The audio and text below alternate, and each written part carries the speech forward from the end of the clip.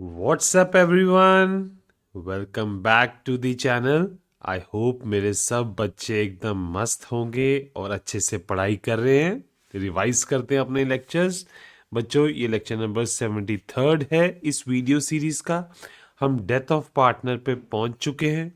इस वीडियो में हम देखेंगे शेयर ऑफ प्रॉफिट और loss in the year of death, कि जब पार्टनर की डेथ हो जाती है तो उस अकाउंटिंग ईयर में क्या प्रॉफिट लॉस होगा, उसकी कैलकुलेशन, वो सब कुछ, और उसके बेसिस पर हम इलस्ट्रेशंस करेंगे। बच्चों, सिमिलर है जैसे हमने रिटायरमेंट के केस में करा था। जो हमने रिटायरमेंट में करा था वैसा ही रहेगा ये बच्चों, ठीक है। बहुत ही इजी एंड इंटरेस्टिंग टॉपिक है। जल्दी से अपनी नोटबुक पेन निकालो और अब हम शुरू करते हैं।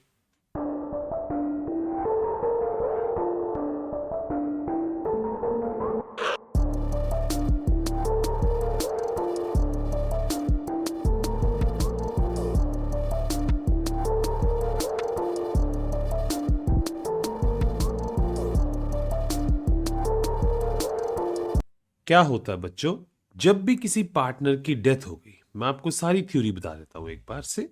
सपोज अकाउंटिंग ईयर ये चल रहा है 31 मार्च 25 को क्लोज हुआ। पार्टनर की डेथ होगी यहाँ पे इस पॉइंट पे, फॉर एग्जांपल 30/6/25, ठीक है। अब ये एक्चुअल में यहाँ पे ये ईयर क्लोज होना था, ठीक है। अब सारी एडजस्टमेंट्स आप करोगे, ठीक है। एक एडजस्टमेंट रह जाती है जो थोड़ी सी टिपिकल हो जाती है, दैट इज इंटरिम प्रॉफिट और लॉस निकालने का। इंटरिम प्रॉफिट एंड लॉस निकालना कि इस साल में कितना प्रॉफिट या लॉस हुआ है, इस पोर्शन को ये कैलकुलेट करना है बच्चों, ठीक है। इसको हम इंटरिम प्रॉफिट लॉस कहते हैं। ये पार्टनर का भी राइट है इसमें, जिसका डेथ हुआ है। नो डाउट डेथ वाले को तो मिलेगा नहीं पैसा। किसको मिलेगा बच्चों? या तो लीगल हेयर्स को, ऑलरेडी आपको बता रखा है, और एग्जीक्यूटर को, इन्हीं को पैसा मिलता है। अब ये पैसा जो इंटरिम प्रॉफिट लॉस है, ये कैलकुलेट कैसे करते हो आप? सेम बच्चों जैसे रिटायरमेंट में करा था। कौन कौन से मेथड्स हैं? या तो आप एस्टिमेशन लगाते हो, इधर एस्टिमेशन और एक्चुअल बेसिस पे, ठीक है। जहां पे एस्टिमेशन लगता है उसमें कितने टाइप्स हैं बच्चों? क्या क्या करा था आपने लास्ट ईयर के अकॉर्डिंग पीएनएल देख लो बच्चों आप, है ना। Second, past year averages, past year averages. और कौन सा वे है बच्चों? सेल्स परसेंटेज, सेम जैसे हमने करा था, यही करा था बच्चों। और रिटायरमेंट में और एक्चुअल बेसिस में क्या है बच्चों? फाइनेंशियल स्टेटमेंट प्रिपेयर होती है, फाइनेंशियल स्टेटमेंट्स प्रिपेयर करते हैं बच्चों, ठीक है, जो कि एक्चुअल बेसिस है। अब जब लास्ट ईयर पीएनएल है बच्चों, उसके अकॉर्डिंग ही हम डिस्ट्रीब्यूट इस साल का करेंगे। मान लो देखो, इस साल में कितने महीने हो गए? 4 5 6, टोटल 3 मंथ्स, ठीक है। पिछले साल 12 महीनों में क्या प्रॉफिट लॉस हुआ वो कैलकुलेट कर लो, वो आपको गिवन होगा, उसके अकॉर्डिंग 3 मंथ्स का निकाल लो। यही था बच्चों। पास्ट ईयर एवरेजेस भी यही है कि पिछले 3 4 5 सालों का क्वेश्चन में गिवन होगा, उसकी एवरेज देख लो, वो एवरेज आ गई। अब 12 महीनों में वो पीएनएल है और 3 मंथ्स में कितना होगा वो आप कैलकुलेट कर लोगे। थर्ड मेथड था बच्चों सेल्स का। लास्ट ईयर की सेल्स देखो, उसके कॉरस्पॉन्डिंग प्रॉफिट देखो। फॉर एग्जाम्पल सेल है 2 करोड़, प्रॉफिट है 1 लाख, तो परसेंटेज कितना आ जाएगा बच्चों? 1 lakh divided by 2 crore, that is, इसका परसेंटेज कर लो बच्चों। 1 लाख है ये बच्चों, 1 लाख डिवाइडेड बाय 2 CR है। तो ये आप परसेंटेज जब निकालोगे इसको चेंज कर लो, 2 CR का मतलब है 2 इंटू 10⁻⁷ तो 1 लाख का मतलब है 1 इंटू 10⁻⁵ यही बच्चों मतलब है। अब देखो 5 और 2 7, 7 इंटू 7 गॉन बच्चों, ठीक है। तो क्या बचा 1/2 दैट इज 0.5%। तो यही 0.5% ऑफ दी सेल्स इस साल भी अप्लाई कर दो। इस साल की सेल कैलकुलेट कर लो बच्चों।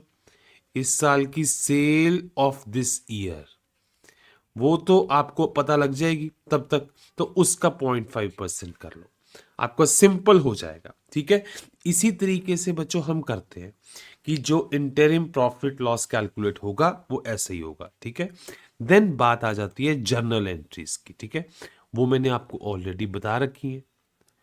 जर्नल एंट्रीज मैंने आपको ऑलरेडी जैसे रिटायरमेंट में करी थी हमने, क्या है बच्चों वो, कि सपोज मान लो प्रॉफिट हुआ, लेट सपोज आपने कैलकुलेट कर लिया कि यहां से लेके यहां तक, मान लो 31 मार्च 25, यहां से लेके यहां तक ये है, ठीक है।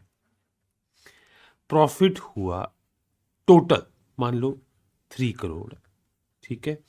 3 पार्टनर थे ABC, ठीक है। 1:1:1, ठीक है। ये रिटायर हो रहा है B, ये रिटायरिंग पार्टनर है। तो बी को कितना मिलना चाहिए 1 करोड़। तो हम क्या करते हैं बच्चों, सबसे पहली एंट्री रिकॉग्निशन, जिसको बोलते हैं कि ट्रांजैक्शन रिकॉर्ड करना। हम क्या करेंगे बच्चों, अब 1 करोड़ का प्रॉफिट है ना, 1 करोड़ का प्रॉफिट है, तो हम पार्टनर को 1 करोड़ दे देंगे आज ही। आज ही ड्यू हो गया, मैचिंग प्रिंसिपल कहता है आज ही दे दो। तो हमने करना क्या है, हमने उसको देना है पैसा। तो बच्चों बैलेंस शीट कैसे बैलेंस होगी, आओ एक बार चेक करते हैं। यहां पे होते हैं एसेट्स, यहां पे होती हैं लाइबिलिटीज, ठीक है। अब पार्टनर की कैपिटल लाइबिलिटीज में आती है, लाइबिलिटी आप बढ़ाओगे, लाइबिलिटी आपने बच्चों बढ़ानी है। अभी एक्चुअल में प्रॉफिट तो हुआ नहीं है, तो हम यहां पे बैलेंसिंग एसेट एक क्रिएट कर देते हैं। एसेट्स के कौन से बैलेंस होते हैं बच्चों, डेबिट बैलेंस है। तो हम क्या करेंगे, हम जो 1 करोड़ का प्रॉफिट हुआ है वो उसको एक अकाउंट क्रिएट करेंगे, nominal account that is suspense account, उसको वहां से दे देंगे। हम P&L सस्पेंस अकाउंट से उसको 1 करोड़ दे देंगे। इसका डेबिट बैलेंस है बच्चों, देखो एसेट साइड आ गया 1 CR। जो रिटायरिंग पार्टनर है, जो रिटायरिंग पार्टनर उसके कैपिटल को दे देंगे हम बच्चों 20 कैपिटल अकाउंट, 1 करोड़ क्रेडिट हो गया। भाई ये तो हो गया फारक, ये फ्री हो गया ना, ये फ्री हो गया। अब तो देन बात क्या आ जाएगी, ईयर एंड पे इस अकाउंट को क्लोज करना है। ईयर एंड पे इस अकाउंट को क्लोज करना है, तो वो कैसे होगा बच्चों, क्लोजिंग ऑफ सस्पेंस अकाउंट, ठीक है। क्लोजिंग ऑफ सस्पेंस अकाउंट, उसके दो मेथड मैंने आपको बताए थे बच्चों, दो केसेस बताए थे। एक केस है कि new PSR is equals to old PSR, is equals to old PSR। एक केस था बच्चों new is not equals to old, यही था बच्चों, सिंपल। अगर न्यू ओल्ड के इक्वल रहती है तो इस अकाउंट को देखो क्लोज तो करना ही पड़ेगा, क्लोज तो नॉमिनल अकाउंट को करना ही करना है। तो हम क्या करेंगे बच्चों, इसको शिफ्ट कर देंगे एप्रोप्रिएशन में, ठीक है। क्या आएगा, P&L एप्रोप्रिएशन अकाउंट डेबिट, ठीक है, टू सस्पेंस अकाउंट, पूरा लिखना है बच्चों आपने क्रेडिट। ये क्लोज हो गया बच्चों, ठीक है। बहुत इजी है कि जितना प्रॉफिट आप पहले दे चुके हो एप्रोप्रिएशन के डेबिट में ले जाओ। नेचुरल है बच्चों, जब डिविजिबल प्रॉफिट निकलेगा तो ये डेबिट में होने के कारण नेट प्रॉफिट में से ये माइनस हो जाएगा। तो इस तरीके से ये क्लोज हो जाएगा और बाकी जो बैलेंस प्रॉफिट रह जाएगा डिविजिबल प्रॉफिट वो डिस्ट्रीब्यूट हो जाएगा रिमेनिंग पार्टनर्स के बीच में। तो इस तरीके से ये अकाउंट क्लोज हो जाएगा। एंड सेकंड, अगर न्यू रेशो ओल्ड के इक्वल नहीं है तो क्या करते हैं बच्चों हम, very simple, that is gaining to sacrificing, simple. या तो ये कर दो सिंगल एंट्री और बच्चों ये कंबाइंड एंट्री है, 1+2, ये दोनों की कंबाइन है। अदरवाइज क्लोज इसको कैसे करा जाता है बच्चों? ऐसे, gaining account debit to PNL suspense credit. बच्चों सिंपल, इस तरीके से क्लोज करा जाएगा। और अगर आपने ये सेकंड और ये फर्स्ट एंट्री नहीं करनी तो आप सिंपल ये भी कर सकते हो कि गेनिंग टू सैक्रिफाइसिंग। ऑलरेडी बच्चों रिटायरमेंट में भी हमने यही करा था, ठीक है, यही इस चैप्टर में है, बहुत इजी है बच्चों, ठीक है। चलो अब हम आगे बढ़ते हैं थ्योरी में। जब भी पार्टनर की डेथ होगी अकाउंटिंग ईयर में, उसको प्रॉफिट एंड लॉस का इंटाइटलमेंट रहेगा। अच्छा, एक चीज और मैं बताना भूल गया कि in case of loss, in case of loss सब रिवर्स हो जाएगा, सब रिवर्स हो जाएगा। कि लॉस का जो पैसा आप निकालोगे वो दोगे किसको? सस्पेंस अकाउंट को। मींस रिकॉग्निशन एंट्री क्या करोगे?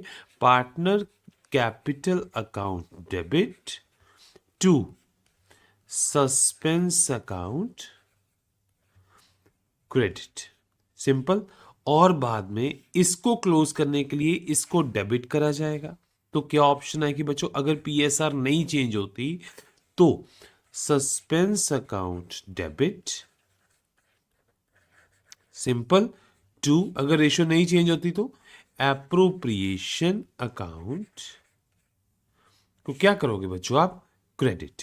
लॉस हुआ है ना, पार्टनर का कैपिटल अकाउंट डेबिट कर दिया बच्चों आपने, ठीक है, सस्पेंस अकाउंट को आपने क्रेडिट कर दिया, ओके हो गया।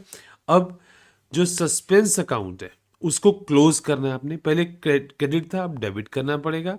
तो क्रेडिट किसको करोगे बच्चों? एप्रोप्रिएशन अकाउंट को आप करोगे, ठीक है बच्चों, क्लियर। और अगर रेशियो चेंज हो जाता है तो इसको क्लोज करने के लिए आपने गेनिंग टू सैक्रिफाइसिंग करना है बच्चों। पहले पहले में क्या था? गेनिंग करा था, अब क्या करोगे बच्चों? सैक्रिफाइसिंग। सिंपल, उल्टा हो जाएगा सब कुछ, ठीक है बच्चों, बिल्कुल क्लियर है।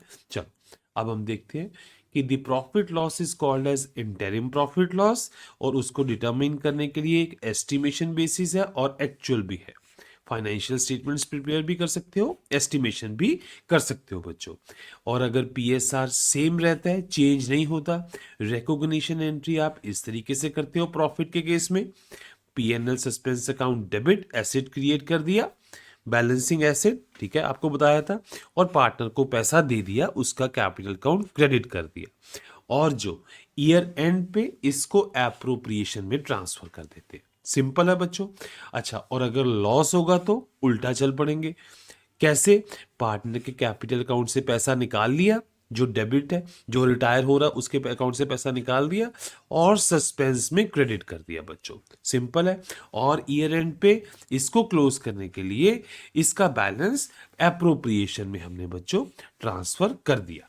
सिंपल है, बहुत इजी है, ठीक है। अच्छा, एक छोटी सी एग्जांपल देख लो। 3 पार्टनर्स थे, 3:1 रेशो था, एक की डेथ होगी 30 जून को, 31 मार्च तक का प्रॉफिट ये था बच्चों, एस्टिमेशन ही निकालना है। ये 12 मंथ्स का प्रॉफिट था, 3 मंथ्स का पास्ट कितना था? 30,000। तो इस साल भी 3 मंथ्स का 30,000 ही रहेगा बच्चों, ठीक है। अब ये 30,000 टोटल फर्म का है, जिसमें से सी का शेयर कितना है? 16, 5,000 सी का प्रॉफिट है। इसको प्रॉफिट देने के लिए पहले रिकॉग्निशन एंट्री करेंगे, ट्रांजैक्शन रिकॉर्ड करेंगे बच्चों, सस्पेंस अकाउंट को डेबिट कर दिया और कैपिटल अकाउंट को क्रेडिट कर दिया, बहुत सिंपल है। और ईयर एंड पे इसको ट्रांसफर कर देंगे, ठीक हो गया बच्चों। अब देखते हैं अगर पीएसआर चेंज हो जाए तो, न्यू पीएसआर चेंज हो जाए तो क्या करना है? या तो 2 एंट्रीज कर दो, इधर 2 एंट्रीज, जिसमें आप सबसे पहले करोगे PNL suspense debit to partner capital, ठीक है। और सेकंड, इसको क्लोज करने के लिए PNL appropriation debit to suspense, आपने पूरा लिखना है बच्चों, क्रेडिट। यहां ये 2 कर लो, या आप सिंगल एंट्री पास कर दो, that is gaining partner account debit to क्या करोगे? Sacrificing, that is deceased partner credit, simple. ठीक है बच्चों। और अगर लॉस होगा तो बिल्कुल उल्टा हो जाएगा बच्चों। लॉस के केस में deceased partner account debit to, loss के उल्टा हो जाएगा to gaining partner capital account credit बच्चों। ठीक है, बहुत सिंपल है। थर्ड मेथड कौन सा था बच्चों? जिस केस में क्या था, अगर हम एक्चुअल बेसिस पे फाइनेंशियल ईयर स्टेटमेंट्स प्रिपेयर करते हैं, मतलब हमने एक्चुअल बेसिस पर पीएनएल कैलकुलेट करना है, पीएनएल कैलकुलेट करना है एक्चुअल बेसिस पर। उस केस में आप फाइनेंशियल स्टेटमेंट्स प्रिपेयर करोगे। अगर जो प्रॉफिट एंड लॉस आएगा आप उसको एप्रोप्रिएशन में ट्रांसफर करके तो डिवाइड कर दोगे बच्चों। अगर लॉस आएगा तो एप्रोप्रिएशन के डेबिट में जाएगा बच्चों। अगर बेनिफिट आया, प्रॉफिट आया, तो एप्रोप्रिएशन के वो क्रेडिट में ट्रांसफर होगा। तो आप डिविजिबल प्रॉफिट एंड लॉस निकाल के ट्रांसफर कर दोगे। ठीक है, एक छोटी सी एग्जांपल थी। मान लो 1 अप्रैल टू 30 जून का आपने कैलकुलेट कर लिया, एक्चुअल में 60,000 प्रॉफिट आया, तो बच्चों पहले तो इसको पीए एप्रोप्रिएशन में जाएगा, मींस चला गया हुआ ऑलरेडी, उसके क्रेडिट साइड में एग्जिस्ट करता है। तो अब क्या करोगे? आपने एप्रोप्रिएशन अकाउंट क्लोज करना है, तो आप इसको डेबिट कर दोगे 60,000 से। एप्रोप्रिएशन अकाउंट क्लोज करना है ना, अब ये भी तो नॉमिनल अकाउंट है। 60,000 डेबिट कर दिया और ये बैलेंस ट्रांसफर कर दिया बच्चों कहां पे? पार्टनर्स के कैपिटल अकाउंट में, इन दियर रेशो 3:1 की रेशो में चला गया बच्चों। ए का मैं कैलकुलेट करके बता देता हूं आपको, 3/6 इंटू 60,000। ठीक है, 6 10 60,000। ठीक है, ये आ गया आपका 30,000। ठीक है बच्चों, बिल्कुल ठीक है, बाकी भी आप कैलकुलेट कर लोगे। अब हम एक छोटा सा इलस्ट्रेशन थर्ड देखते हैं टीएस गरेवाल का, बहुत इजी है। 3 पार्टनर्स हैं बच्चों, ठीक है। 532 इनका पीएसआर था, बीच वाले की डेथ हो गई, ये भगवान को प्यारा हो गया 30 सितंबर को। बाकी दोनों ने डिसाइड करा कि वो पीएसआर जो उनका प्रॉफिट शेयरिंग रेशो इक्वल होगा। मींस देखो अब चेंज हो गया, पहले था 5:2, यहां से मूव ऑन करके 1:1 में। बिल्कुल ठीक है। In terms of partnership deed accounts were prepared as on 30 September, accounts बना लिए गए, कोई इशू नहीं है। Profit for the period up to this was 9 lakh, 9 lakh था बच्चों, वेल एंड गुड है। 9 लाख ये तीनों में बढ़ जाएगा। जर्नल एंट्री क्या करोगे? 9 लाख को सबसे पहले तो आपने पीएनएल एप्रोप्रिएशन में ट्रांसफर कर रखा होगा, बाद में आप एप्रोप्रिएशन को क्लोज करोगे ना। कैसे क्लोज करोगे बच्चों? पीएनएल एप्रोप्रिएशन अकाउंट डेबिट करोगे टू पार्टनर कैपिटल अकाउंट, ऐसे ही क्लोज करोगे ना एप्रोप्रिएशन को। तो वो बच्चों आपने 9 लाख डेबिट कर दिया, ये क्लोज हो गया, और इसका बैलेंस ट्रांसफर कर दिया कैपिटल के क्रेडिट साइड में। अब 9 लाख डिवाइड कैसे होगा बच्चों? चेक करो, 9 लाख तब तक का प्रॉफिट है, यहां तक का ना, तो इसी रेशो में मिलेगा। मींस 532 में 9 लाख डिस्ट्रीब्यूट कर दो बच्चों। ठीक है, बहुत इजी, आप कैलकुलेशन कर लोगे। तो ये 9 लाख डिस्ट्रीब्यूट होके बच्चों आया 4,50,000, 270, 180। आपको मैं एक करके बता देता हूं कैसे आएगा। मान लो फर्स्ट पार्टनर का देखना, अमन का 5:3 रेशो था बच्चों, 5:3, तो क्या आएगा? 5/5 + 3 8/2 10 इंटू 9 लाख, यही आया बच्चों। तो it comes out to be 4,50,000। बहुत इजी है, आप ऐसे कर लोगे। ठीक है, चलो अब ऑलरेडी आपको एस्टिमेटेड मेथड मैंने आपको बता दिया है कि प्रॉफिट एंड लॉस एस्टिमेशन के थ्रू निकालते हैं, जिसमें फर्दर 2 टाइप्स है, time basis, sales basis. Time basis क्या है बच्चों? पिछले साल का प्रॉफिट देख लो या पिछले कुछ सालों की एवरेज देख लो, तो वही जितने, तो वो 12 मंथ्स की आएगी, तो जितने मंथ्स का इस साल में देखना है वो कैलकुलेट हो जाएगा। ठीक है, बट इसमें हम एज्यूम करते हैं कि जो प्रॉफिट है वो इवनली डिस्ट्रीब्यूटेड है, प्रॉफिट और लॉस इवनली डिस्ट्रीब्यूटेड है। ठीक है, एक है सेल्स बेसिस पे, लास्ट ईयर की सेल्स देखो, उसके कॉरस्पॉन्डिंग प्रॉफिट एंड लॉस देखो, इस साल की सेल्स आपको पता लग जाएंगी बच्चों, तो वही उतना ही आप प्रॉफिट लॉस परसेंटेज लगा दोगे। ठीक है, ये अप्रोक्सीमेशंस है, ये एग्जैक्ट नहीं है बच्चों, ये अप्रोक्सीमेशंस है। ठीक है, बिल्कुल क्लियर आपको। चलो अब इलस्ट्रेशन नंबर 5 देखते हैं। इसके बेसिस पर ही 3 पार्टनर थे, 3:1 इनका रेशो था। बीच वाले की डेथ हो गई, ठीक है, दमन डाइड 30 जून को। इन्होंने बाद में बिजनेस कंटिन्यू करा, बिजनेस डिसॉल्व नहीं हुआ, और उसके बाद प्रॉफिट एंड लॉस निकालने के लिए लास्ट ईयर प्रॉफिट यूज करा इन्होंने 3,60,000। तो क्या एंट्री करोगे बच्चों? बिल्कुल सिंपल है। देखो, लास्ट ईयर का प्रॉफिट 12 मंथ्स का 3,60,000 था, ठीक है, बिल्कुल। और 1 मंथ का कितना आएगा बच्चों profit? 3,60,000 divided by 12, it comes out to be 30,000। ये आ जाएगा पर मंथ का प्रॉफिट, ठीक है। और उसमें से बीच वाले का शेयर कितना है बच्चों? 2 डिवाइडेड बाय 6 इंटू 30,000, ठीक है, it comes out to be 10,000। मतलब पर मंथ बीच वाले का प्रॉफिट था 10K, यही बना बच्चों। और अब इसकी डेथ कब हुई है? 30 जून को। कहने का मतलब अप्रैल, मई, जून, 3 मंथ्स मिले, तो पर मंथ 10K निकला। 3 मंथ्स का बच्चों 30K प्रॉफिट इसका आ गया। इसको इतना प्रॉफिट मिल जाएगा। अब ये देना कैसे है आपको ऑलरेडी बच्चों मैंने बता रखा है। सस्पेंस अकाउंट से डेबिट कर दोगे, ठीक है, और उसके कैपिटल में डाल दोगे, सिंपल। और अब जैसे पीएसआर चेंज हो गया इनका, ठीक है, मतलब वो तो बाकी की जो एंट्री है, मतलब इसको क्लोज करने की, वो तो सेम ही रहेगी ना। कि अगर जो मैंने पहले बताया है कि अगर तो पीएसआर चेंज नहीं होगा तो एप्रोप्रिएशन में चला जाएगा, अगर चेंज हो गया तो गेनिंग पार्टनर से चला जाएगा बच्चों, सिंपल। चलो अब इलस्ट्रेशन नंबर 7 देखते हैं। 3 पार्टनर्स हैं बच्चों, एक की डेथ हो गई, तीसरे वाले की 29 फरवरी को। जो प्रॉफिट शेयर था फॉर द क्लोजर, वो क्या था बच्चों? उसका निकालने का तरीका था average of 3 years completed before death. पिछले 3 साल का प्रॉफिट दिया हुआ है बच्चों, इसका एवरेज निकाल लो। आप एवरेज निकाल लोगे तो आपके पास एवरेज आ गया। अब उसकी डेथ हुई कब है? 29 फरवरी 25 को। मींस 11 मंथ्स का इसको बेनिफिट मिलेगा। 11th मंथ का बेनिफिट आप निकाल लोगे ना। तो अगर पीएसआर नहीं चेंज होगा तो एप्रोप्रिएशन में चला जाएगा।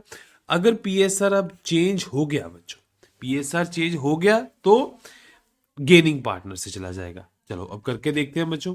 देखो एवरेज आ गया था 90,000, 11 मंथ्स का टोटल आ गया बच्चों 82,500, ठीक है।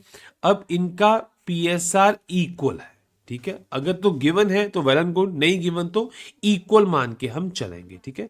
अब इसमें नहीं गिवन है, ठीक है, तो हमने इक्वल मान लिया। तो इसका शेयर आ गया 27,500, ठीक है। 11 मंथ्स का इसका प्रॉफिट ये आ गया बच्चों।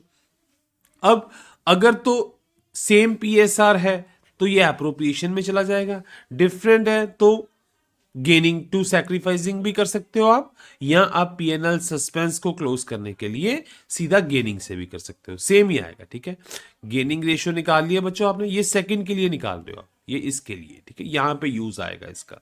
तो एंट्रीज क्या पास होंगी बच्चों? चेक करो एक बार। देखो जब पीएसआर नहीं चेंज होगा तो सस्पेंस से पैसा निकालेंगे, उसको दे देंगे।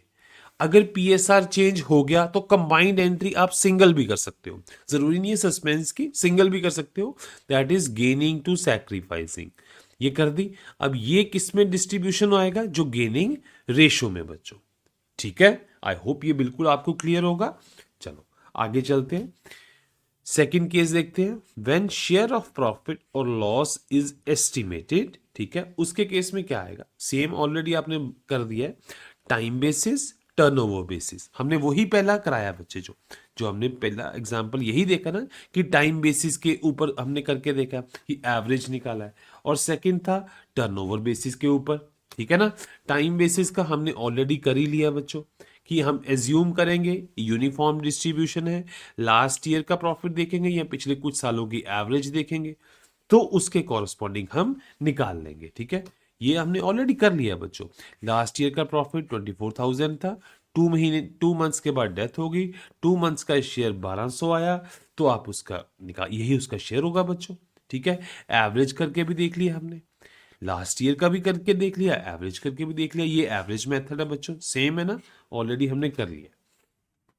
उसके बाद पार्टनर्स में म्यूचुअली एग्री, ये अब बेटा उनका एग्रीमेंट है बच्चों कि लास्ट ईयर का प्रॉफिट लेना है कि कुछ सालों की एवरेज लेनी है, ठीक है। तो की पॉइंट क्या है बच्चों इसमें, when profit is estimated on time basis it is assumed that profit is uniformly distributed. यही एजम्पशन है बच्चों।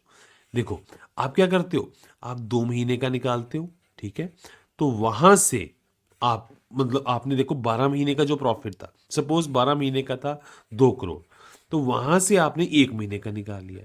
अरे भाई ये भी तो हो सकता था कि 1 महीने में कम हुआ हो, बट नहीं, वी विल एज्यूम, क्या एज्यूम करोगे, uniform distribution, we will assume uniform distribution of profit, ठीक है, कि बराबर बटा हुआ है, ठीक है। Hence, the decreased partner's profit share is computed for the period from the beginning of year up to the death, using either previous year profit और the average।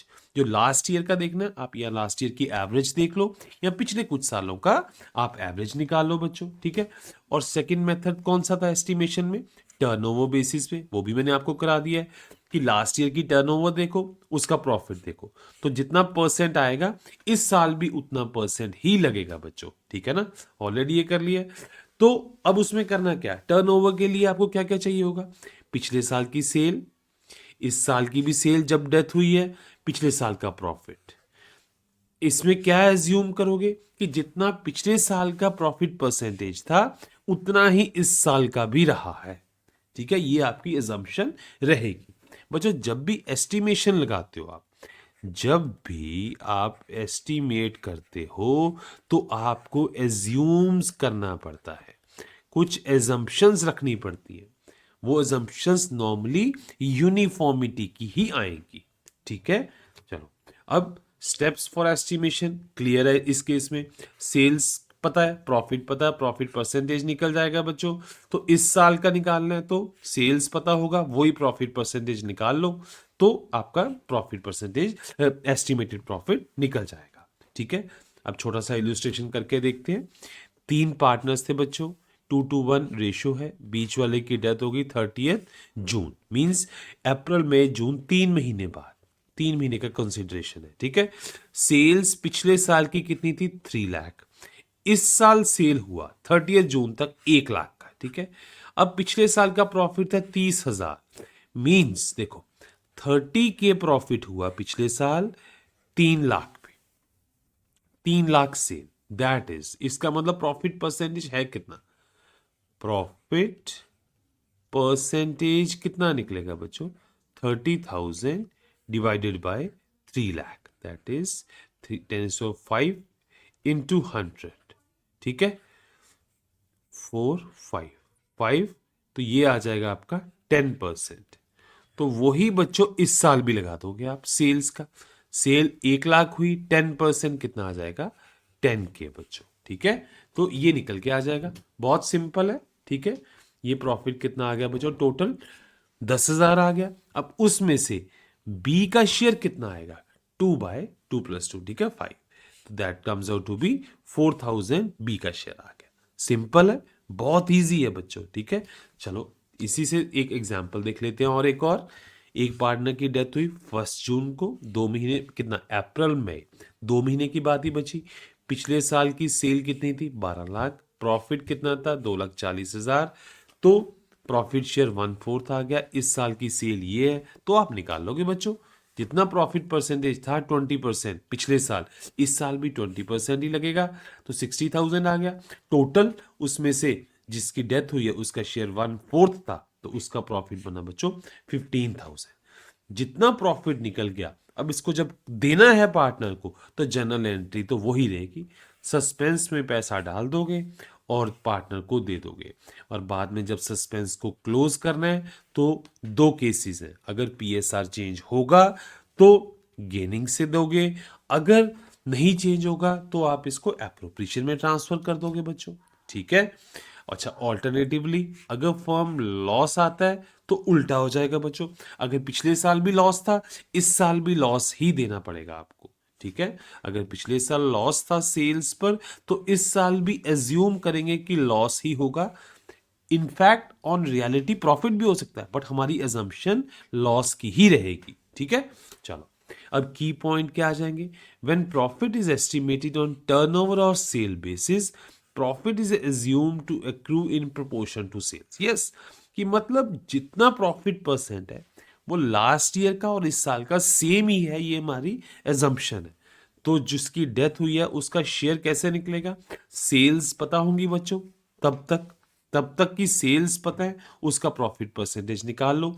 ये टोटल प्रॉफिट आ गया। अब उसमें से जिसकी डेथ हुई है उसका शेयर देख लो बच्चों। अगर लॉस है तो सेम रेट लॉस वाला अप्लाई हो जाएगा। बहुत ही छोटा कॉन्सेप्ट है बच्चों, ऑलरेडी हमने रिटायरमेंट में भी करा था, सेम ही है, कुछ चेंजेस नहीं आए, ठीक है। जस्ट आपने एक तरह से रिवीजन करा है। आई होप बच्चों ये आपको क्लियर हुआ होगा।